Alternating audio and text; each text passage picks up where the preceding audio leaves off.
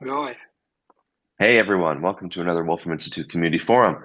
As you all know by now, we set aside time each week to gather questions that you've posed to us, largely on our Discord server, and then we do our best to answer them. So we have a number of questions collected, and then we're just going to go through them. I think we'll begin with Criffy who's a frequent contributor, asked us to present a kind of a cost-benefit analysis of the live science paradigm. I think what he means is a cost-benefit analysis of these live stream meetings that we hold. So this will be somewhat meta. We can have a live stream talking about whether it's beneficial to hold these live streams. I mean, I have things to say, but does anyone like to take an initial stab at this? Uh, it's hard. It's good. What we are Like doing basically, I could do you even consider what we are doing as life science at all? It's like we're not usually doing. Or what is life science? An example of it. Well, unless Krifitas responds, and he might, let's just suppose what he means is a scientific organization that live streams its meetings. Let's just take that as because that's something that we do. That's something that we can speak to that. We can speak to the experience of doing that. Lukash, I think you had something to say. yeah, like like exactly the meetings, the science meeting, not the community forums, but like Mhm. maybe the presentation of what we done, but the meetings when we actually wonder what to do. And yeah, like it may be hard to do because it's public. And for me, for example, I was afraid of making mistakes and so on when it was like a regular occurrence with Langlands. So it sort of suppress your creativity. I think one of the problems is, and this actually brings up a greater a lo- it invokes a larger problem that we could discuss also potentially because it's relevant, which is um, if you're conducting research over a sustained period of time, the topics that you're examining become quite specific. So you start out with some question, and then you'll um, search more specifically for some specific challenge that you actually need to address, or you're accumulating knowledge and you're learning about some track, and so once you're 20 meetings in, it's quite detailed, whatever the subject matter is. It doesn't really matter what it is. You could start out with some, you know, you could say you're doing something on macroeconomics, and then 20 meetings in, you're looking at like the debt structure of Argentina or something. It becomes quite specific. You could start out with something in biology, and at some point you're looking at specific ways in which pluripotent stem cells are induced from somatic cells or something. I mean, these things get specific. You have to talk about something. If you're going to do real science, you at some point have to get somewhat specific. And I think the difficulty is that when we just do life science like this, people who are joining, unless they've been watching every single time and following and understanding, I think if you just tune into one of these meetings, you really won't know what's happening. You won't. It'll be quite difficult to follow it. I will say when you're doing research in real time, like we're barely following it. Like we're talking about things that we ourselves are struggling with. It'll be some problem that we're trying to solve. So it's not even as though we have full understanding over the situation. So I think people might like seeing science done live, but I think um, I can see, yeah, that's like the major problem that I see. Now, I can imagine two kind of future scenarios, right? So one is like you can imagine the scientific community was set up such that you have these live streams, but colleagues actually watch each other's live streams. So that's like one thing you can imagine is like in the future, scientists will discuss some very specific aspect of like economic policy, or they're discussing some specific aspect of curing a specific disease, or they're discussing some aspect about a specific proof, and it's live streamed, but many of their colleagues kind of join in, and you have these kind of open fora that can attract people from respective fields. But that's mostly kind of scientists talking with scientists. I think the part of the goal of doing kind of live science just in general is to engage with a broader audience. But I think I think when you're trying to do quite specific research and you want to engage with people in general, I think it's actually somewhat challenging. And I still don't think um, that problem has really been overcome. And actually, I'm really interested for people who are watching this, or for people who are on the Discord, and I could probably say something on the Discord um, about this. Like, I often struggle with the question of like, what can scientists do in order to just like engage with the public? Like when you're working on things that are hard, you're working on things that took a long time to understand, and then people are interacting with you and they have less time and they're able to engage with you, during these kind of short periods. What can you actually do that would benefit people? And we could try and develop some thesis about what people should understand. But it could be helpful just to find out from people like what they really want to know. Maybe we could do something like that on the Discord, or even people who are watching this. If you're watching this, you can reach out to us, because I'm sure that there are ways in which you could have things that are being done live and people are asking questions and people are engaging and you're actually helping people. But I think that without any indication of what people want or need, I think it's actually kind of hard.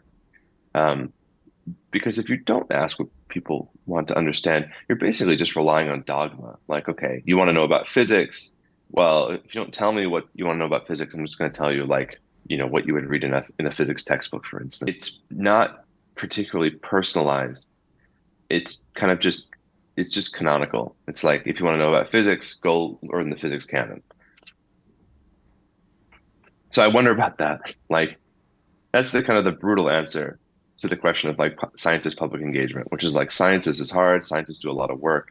If people want to know about science, they have to do a lot of work, and there are really no shortcuts. That's the kind of the brutal response. But there might be some alternative approach, because a lot of people are interested in science, but not everyone has the time or the background to really get involved in a deep way. How exactly to have meaningful engagements with those people, I think, is a challenge that I think the fact that we do live science suggests that we have an interest in this, but I still don't think we actually understand how it should be done. What do you guys think about that? I think you first have to define what science is. It's like science usually means some very concrete steps what it involves. It's maybe hypothesis formulation, then it's testing, then you basically you acquire some knowledge because of it. That's what the process of science is. What we are doing mostly not science, because we don't have like any hypothesis formulation usually, or testing, because it's the same question whether math is science or not, right? Because math is like always recreation until it gets used in science, and then it becomes applied math, right? Here just we're usually doing what is like math but more computational. It's like computational science. In some way it's even reverse of science, because what we're doing, we're not acquiring knowledge through hypothesis formulation and its testing, but we're doing some kind of all our knowledge is already given as in math, because it's already constructive and it's knowledge. What we are doing is actually distilling this knowledge to make it useful, right? I think we're mostly doing mathematics and modeling. We're not doing science. We're not doing science in the kind of positing hypotheses and testing them uh, tradition. No, no. I mean, I will say like this kind of term science. I mean, it's kind of funny. Like this is kind of an inheritance from Stephen. It's like we kind of just use this term science, but no, yeah, I completely agree with Nick. Science has to have some actual definition, and even by Stephen's own admission, much of this kind of like studying the way that computations or studying the way that software behaves is itself would not belong to that tradition that Nick described as science either.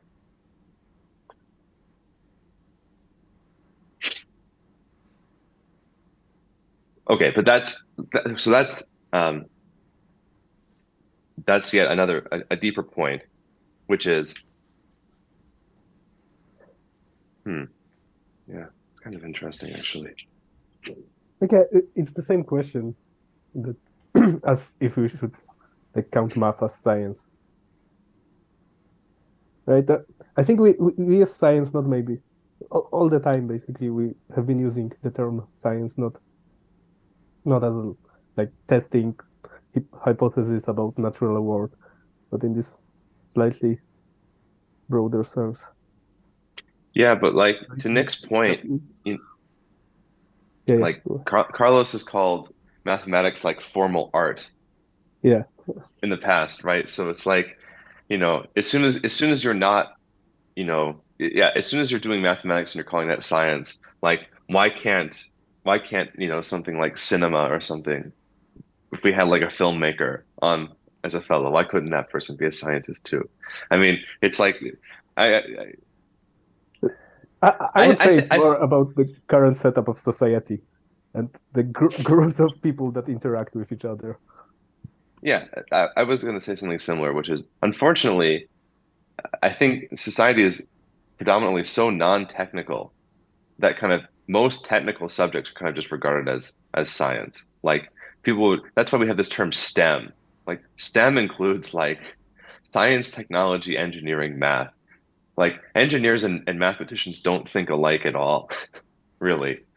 And both of them are different from the sciences. Math is like this basically this pure philosophy for the most part. Engineering is just like a bunch of tricks, and science is something else. Um, and wait, is the T in STEM just technology? And then technology is like, even broader. Technology can, I guess, include things beyond just what engineers do.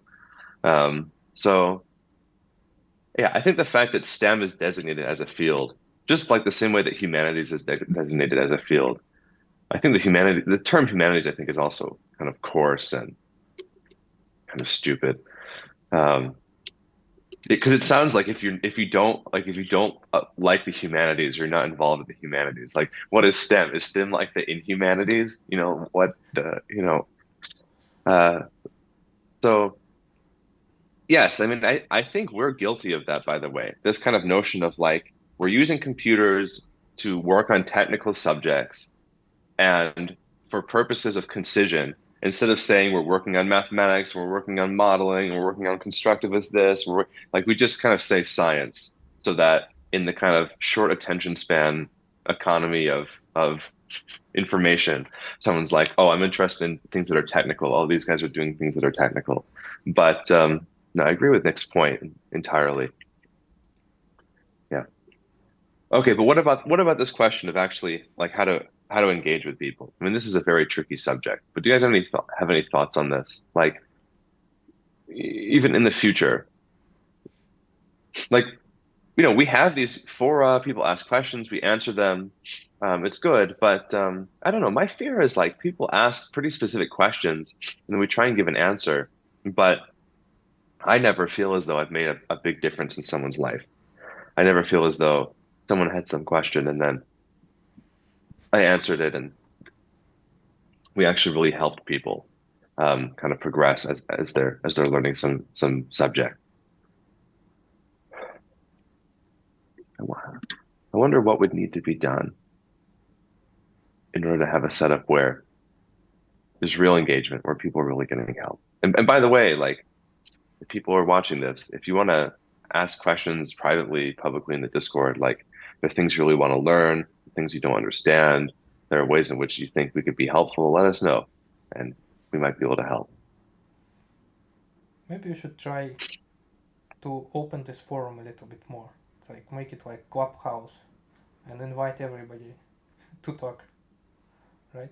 So that it's not just us speaking random topics that were asked in the previous week, right? And just invite everyone who is willing to join, and just let them ask questions if they want to, and even speak, That's and they'll be that's a heard. good idea.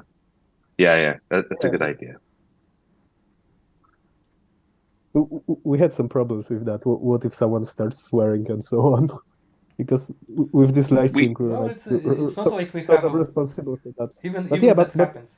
It's not like we if we have do a a very big audience that it's gonna be a problem. It's like we swear. I mean, it's you know, it's, but no, I mean, I'll bring this up. I mean, this is kind of like an unfortunate impasse, I think, in kind of our contemporary internet culture, which is like if Nick says, let's just have a room and we bring everyone in and then people can start asking questions. But many people will say like, oh, you can't just like engage with people you meet online. You know, it's going to be unruly. There's going to be like, quasi occult religious questions that people ask really quickly, et cetera, et cetera.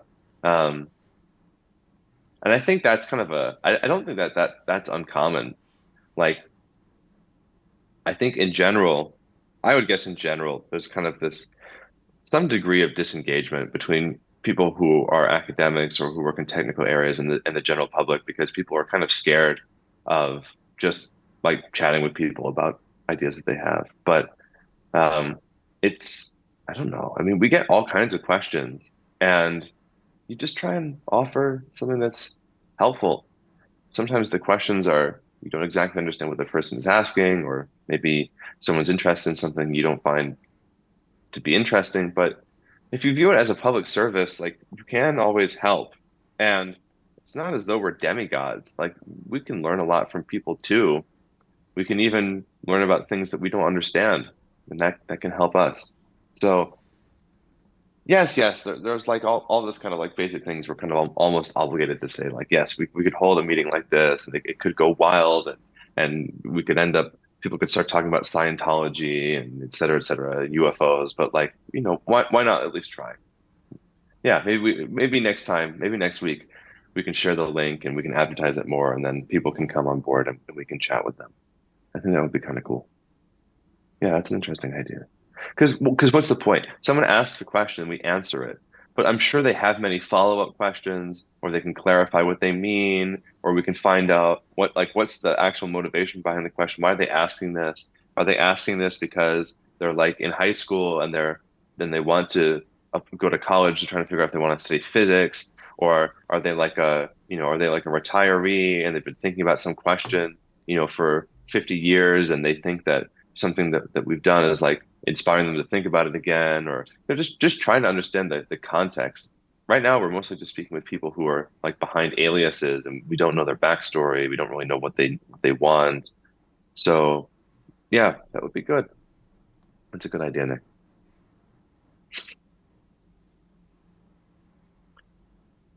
Okay, okay. So we have some other ones. Well, so Jose last week asked, uh, well, he kind of mentioned Jose. We're going to treat some of Jose's statements as questions, though often they're kind of just statements, so far as I can tell. But anyway, so Jose writes, there are Jose is pointing out that he's come across emergent notions of time. So he says, so for example, kind of time discovered by Paul Levy, which is called Brownian local time. Uh, that's an example that he's referring to. He suggested there could be a time hierarchy starting from fundamental time and ending with emergent time that we measure using a clock. Of course, that hierarchy doesn't end there. As we experience time, blah, blah, blah, blah, blah. Well, okay, so I don't know. I mean, with emergent time, the, the idea that there's fundamental time at the base of a hierarchy, and then there's fundamental time I mean, okay, but then where does fundamental time come from? I'm not sure if the idea of time being emergent, but it emerging from some lower level time. I mean, again, to quote the Myshak philosophy, you either get a infinite tower of turtles or there's some sort of self-referentiality. You kind of have to have one of the two. Um, so I don't know. I think this idea of emergent, if there is emergent time, I mean, again, just from people's context, I'm addressing this notion of emergent time largely because some of the models that Stephen first introduced decouple space and time rather than just have oh, okay, yeah, rather than just kind of accept the standard notion of space time. So if these things are decoupled, then they both have to have some emergence. Emergent space is somewhat explained in the model, but emergent time is not. It's not explained, and so that's the context. And Jose is suggesting there's kind of a hierarchy of time, and Why do you think it's not explained? I think it's exploited well enough. In terms of foliations, reference frames, observers. So every time perceived by an observer is an example of an emergent time. So there are two times, which is computational fundamental time and the one that perceived by an observer as an entity embedded yeah, into the system itself. it's the fundamental time that we can't explain. Yeah. Yeah. Phenomenological time, I suppose you can model, but the emergent time isn't being explained by the model.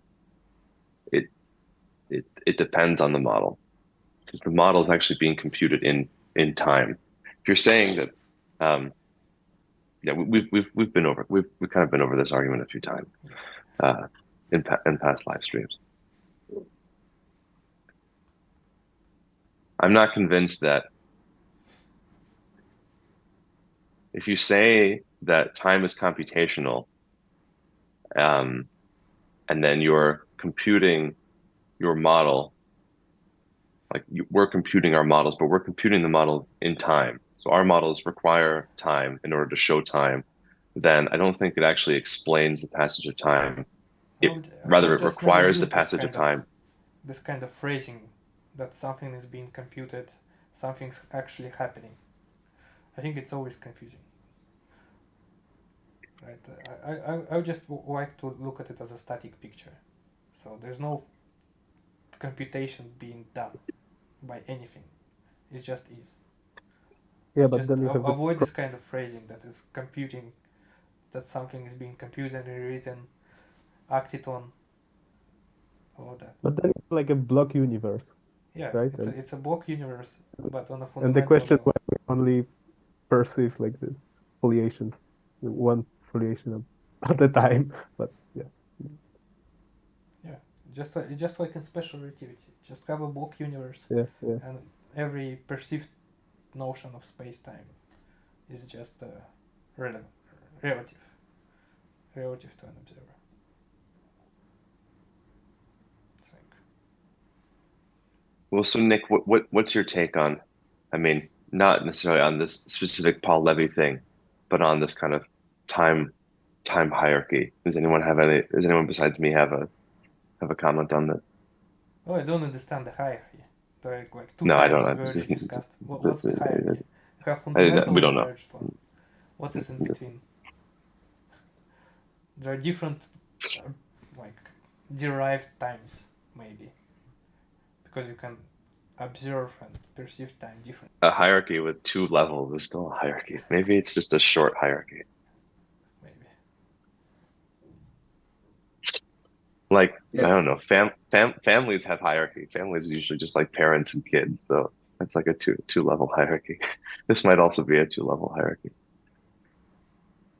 Although it has been criticized by people like Smolin and Carroll, I do quite like some of the notions that Julian Barber puts forward, because it's all about sort of ordering events, which is kind of similar to our foliation notion about sort of applying some function which assigns, distinct hypersurfaces to events. But he kind of goes further to say that it's kind of illusory, that I mean, for example, that you have no evidence of the past other than a memory, and no evidence of the future other than a belief that it exists. and it's yeah, I mean, his sort of theory denies an external dimension of time completely. So that's a kind of interesting alternative view. I'm not that And familiar with it. Nick, yeah, is anyone familiar with it? Maybe I should just take a Well, look at it. we also don't impose any external dimension because it's not a single dimension. exactly. That's the point. And that's why I think our work is quite closely aligned with his theory. But like I say, it received criticism from Lee Smolin and Sean Carroll. So not that invalidates it, but it's something to be aware of. Yeah. I liked his notion of sort of you order events by their similarity, but it's arbitrary. You as an observer can order them any way you like, and yeah, physics orders nows by their inherent similarity to each other. It's not even like however you like to order it.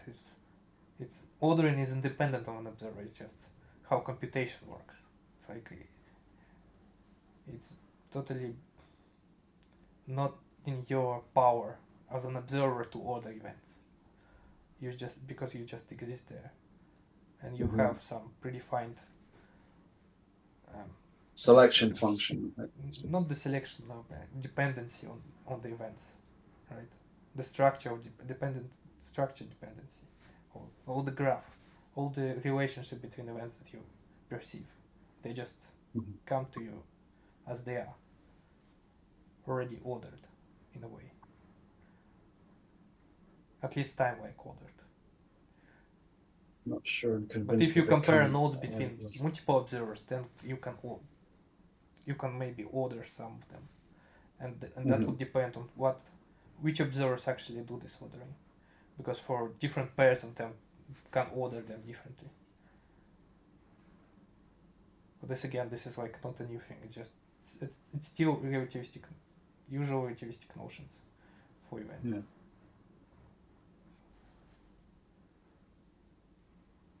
Yeah, about an emergent time, I really like Page Wooter's formalism. Which one? Quantum mechanics, but I'm not sure how to make it consistent with like physics project and so on. That'd be interesting. Like you basically have like a static quantum system, like sort of like in quantum gravity, and you just study correlations, and you can choose whatever subsystem you like and call it your clock. And if, for example, the configuration space of your subsystem is one-dimensional, then you have a linear time, and you can study correlations. That clock is on 12, and how are different things correlated to it, and if clock is on 12 and 1 second, how are different things correlated? But you can have like other clocks. You can have like spin system as a clock, then for example, and so on. Then you have like this periodic time. And yeah.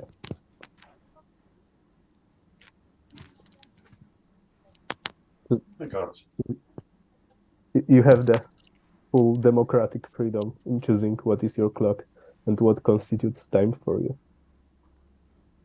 And time is emergent from basically different correlations between different subsystems, between states of different subsystems.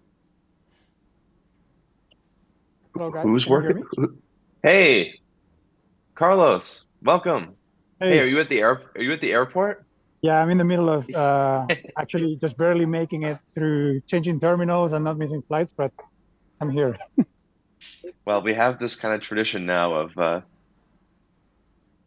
Yeah, of community doing forum community much, forum streams from the airport. from the airport. Can Well, you hear me fine? yeah, I mean you kind of the audio quality is not as great as it usually is, but it's perfectly fine, calling in from the airport quality. Sure. You don't hear any background noise or anything. Nice. Okay. What was the topic? Did you see the few topics that I selected in the Discord? Yes, I saw them. We've actually covered a certain number of them. Nice. Well, since Carlos, you're probably only around for some limited time. Maybe we should Yeah. find, maybe we should find a topic that you'd like to speak to.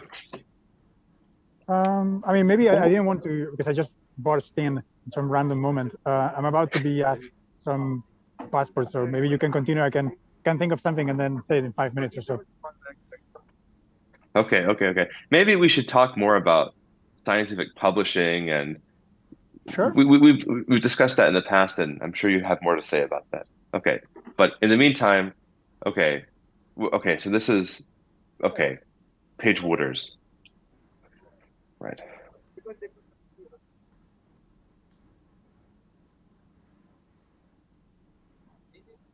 Yeah. Sorry, Łukasz, you were saying uh, before Carlos Yeah, yeah, appeared. yeah. I think I finished. That's basically the main idea. Page footers.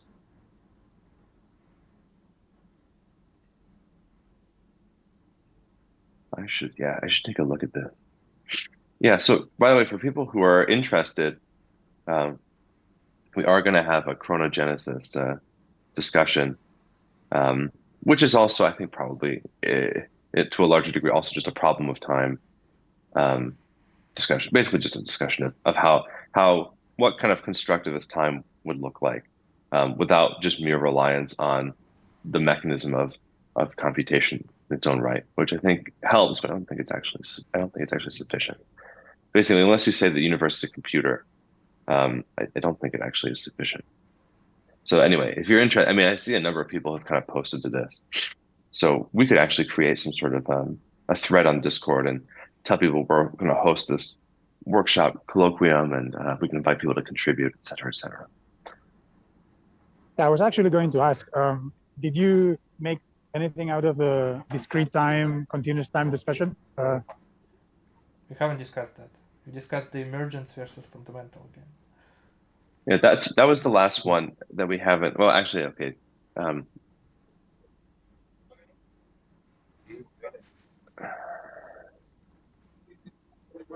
I would like to This see versus- simple time when you have like Cantor set time. Not discrete, not continuous, just this. Well, continuous time. Well, there's nothing special about continuous time. It's Well, just very, that very. was exactly my point. But that was Yeah. exactly my question. Like, what is special about continuous? Do you think there's anything? I imagine you would say there's nothing special. I just wanted to hear it. All right. Yeah, that's my view. There's nothing special. It's just very, very fine-grained discrete. That's all. There's no continuum in the physical universe. My view. Mm-hmm. Yeah, it's just a dream of our mathematical minds. Or at least it's improvable. So Yeah. I guess you have to commit to some degree of Platonism in order to actually make this question falsifiable, right? yeah. Because whether it's discrete or continuous, it's completely unfalsifiable. Yeah. Yep. Right. I mean, I guess from a theoretical physics point of view, a lot of people would say, oh yeah, if the universe is actually this or that manifold or this or that mathematical model, then the continuity of time might be important. But as I said, that's kind of committing to some degree of Platonism, where the mathematical models are ontologically kind of given, or they have some top tier ontological references. Yes, I mean, to say, okay, suppose we have this manifold, then these will be the consequences. Well, sure, those will be the consequences. The question is whether or not the appropriate ontological choices have been made in the first place. Yeah, I agree.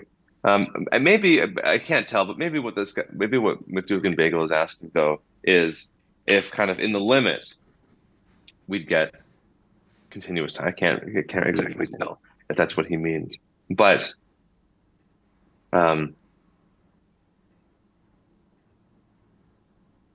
yeah, maybe.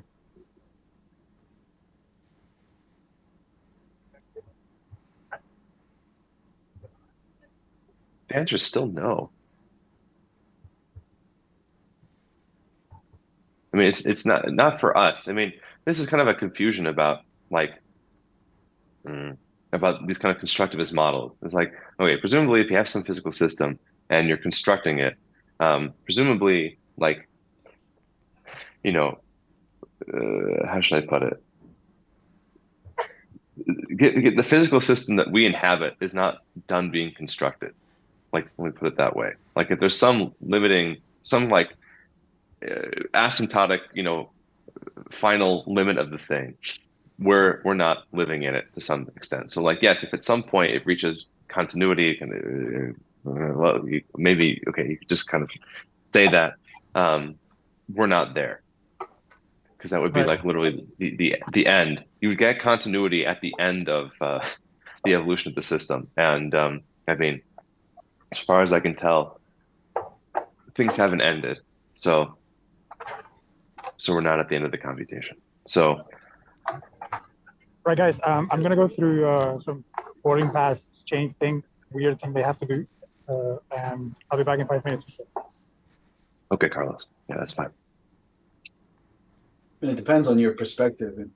You could feasibly have computation systems running at sort of different orders of time. Just in the same way that in mathematics, we can speak about ordinals and the hierarchy of ordinals and even some algebras on ordinals. I don't see why, the physical universe, if it is constructive, should be subject to any different kind of limitations than the same kind of abstractions we've been able to construct via Cantor. That's the difference between applying a continuous math to the discrete system, which you just assume is looks like continuous for your purposes. You're just being agnostic whether you want to model it either with a discrete time or continuous time, but you're still using a constructive model or constructive theory of classic continuous calculus, whatever, right? Because it's still constructive and can be applied to. Yeah, I didn't say it's not. In fact, I'm saying it is constructive, but that doesn't mean we can't have a kind of hierarchy where sort of limits are taken and now there are sort of dynamics in a separate, after, for example, the cutoff is omega. So now you have some dynamics which are happening in this space of, evolution time greater than omega. See, I think, applying these kind of arithmetic hierarchical considerations, this perhaps this is what Jose is referring to when he's speaking about hierarchies of time. This maybe, though, not sure. Did I freeze? No. Huh.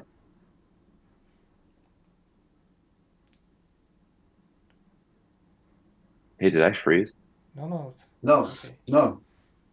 So, by the way, I'm still listening, and I just want to say, this reminds me of Nicolas Guissin's work on kind of planetary quantum mechanics and planetary physics. I'll say something about that after I go through.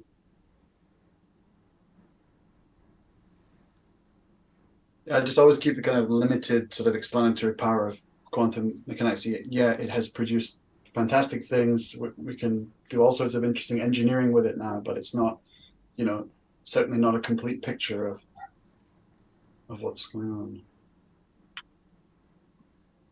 But I don't think that's a relevant point, Ben. Well, I've seen in quantum mechanics there was like an idea that continuum of phase is required there. So as soon as you have discrete phase, it's not gonna work, and I personally don't understand why. But I've seen this kind of argument many times. It's like, why you can't make it just discrete enough for all your theories to work? What actually breaks if there's some discrete limit to your discretization of phase?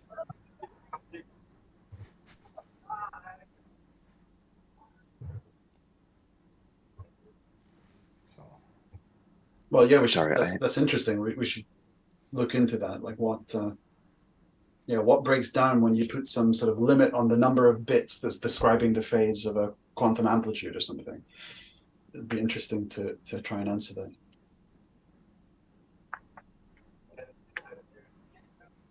Sorry, I'm having internet problems, so I basically missed everything that Nick said. Well, I can repeat.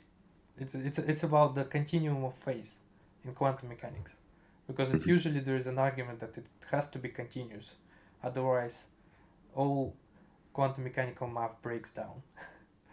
But I personally don't understand why there's such a requirement. It's like why it can't be discrete enough for all observations to work. Right? All our actually experienced results and experiments. So I'm not sure. Like, See, that's a good example. That's a good example of a roadmap question. Like, what can this approach to physics contribute? That's a good example of something that's supposed to be continuous. People kind of demand that it must be continuous. Suppose that it's discrete. What would a discrete treatment look like? So that's a nice example. Nick, please don't forget that example. There's a classic thing where like Nick will have some idea, I think it's interesting, and then like the next day I'll bring up some idea and then Nick will shoot it down. Say that's a bad idea. But it'll have been Nick's, it'll have been his idea. But anyway, Nick is a future Nick is a brutal critic of past Nick. Or present James, when present James serves as an advocate for past Nick. Well, I'm not sure how, but we're actually kind of burning through time rather quickly. We haven't really sunk into a particular topic. I can't remember what we were discussing last time. It's just cabin. No. Carlos is talking to someone about his seat, cabin seat. We had a pretty engaging discussion last week.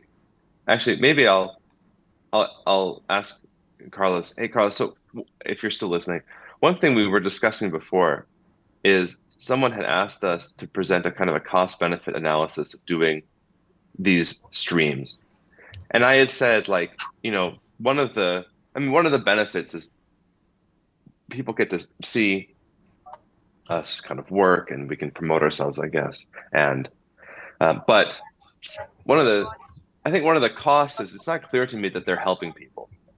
Okay. And in the sense that, like, Carlos, if we're working on, Carlos, you give good lectures, for instance. But the question is, like, we have no idea when someone's watching this stream, are they learning? Do they have questions? What did they want to know? Are they following what we're saying? Like, yes, I think so. I'm not sure if Carlos is. Carlos, are you too busy at the moment?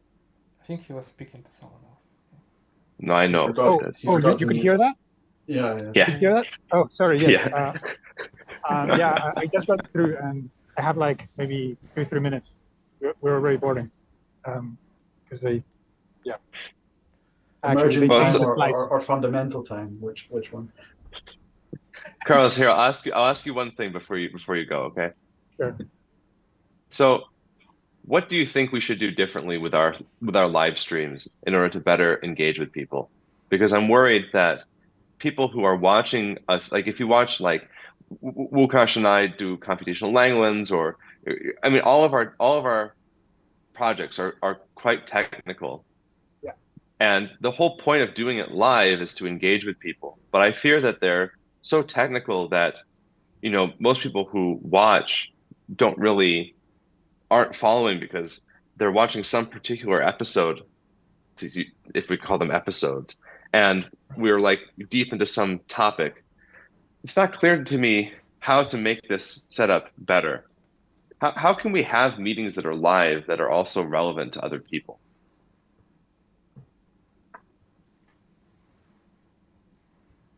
Well, I think that there's the general approach of I mean, by the way, can you hear me well? Yeah, yeah. Yeah. So I think two things that we could do. I mean, one thing is to make content that is more relevant, just generally, not so much related to the project, which would involve some degree of planning in terms of, having either lectures or, introductions to things, maybe having a course running, like a mini course running over the span of a few weeks, where it's just like maybe 1 hour every week or something.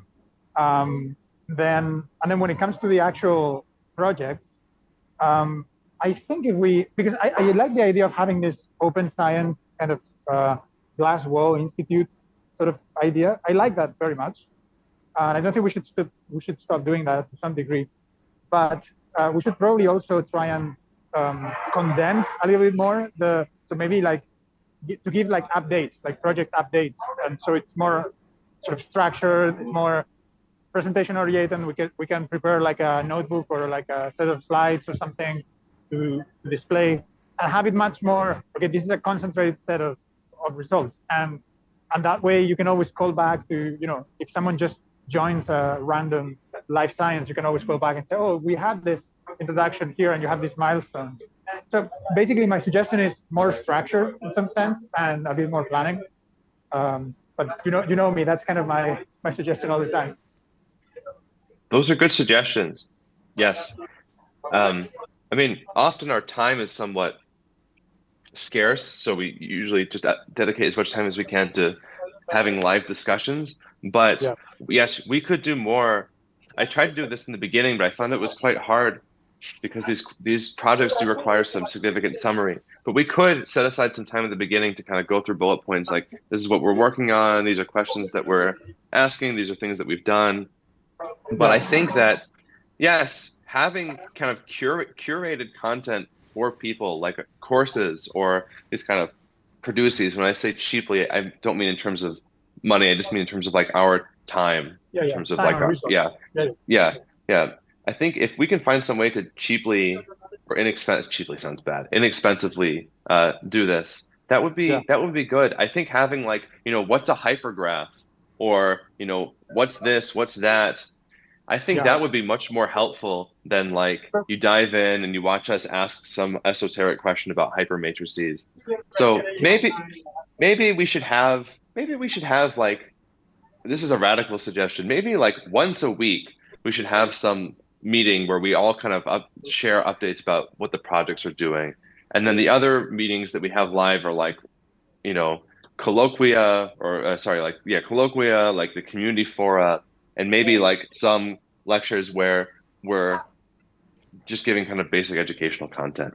Because I have to say, like, spending several hours a week doing live stream meetings about our specific research, especially when it's like not clear that anyone on the planet is benefiting from it except for us, it doesn't seem like a good use of our time. But we can kind of, let's go to the Discord about this and ask people, and people can vote, or we can set up a poll or something. I'm glad that I'm glad that you asked this, because I somewhat feel as though this kind of policy of doing these live streams is kind of just on autopilot. We're just kind of doing it because it's something that we said we would do, and I don't like being on autopilot at all. It's not really what I like. So, okay, this has been an interesting live stream about live streams. Anyway, Carlos, safe travels, and thank you very much. I'll get the documents on Google before I lose connection to civilization, for sure. Thank you. Yes, please do. Yeah. Yes, please do. All right. Thank you. All right. See you later. All right. Bye, guys. Bye. See ya.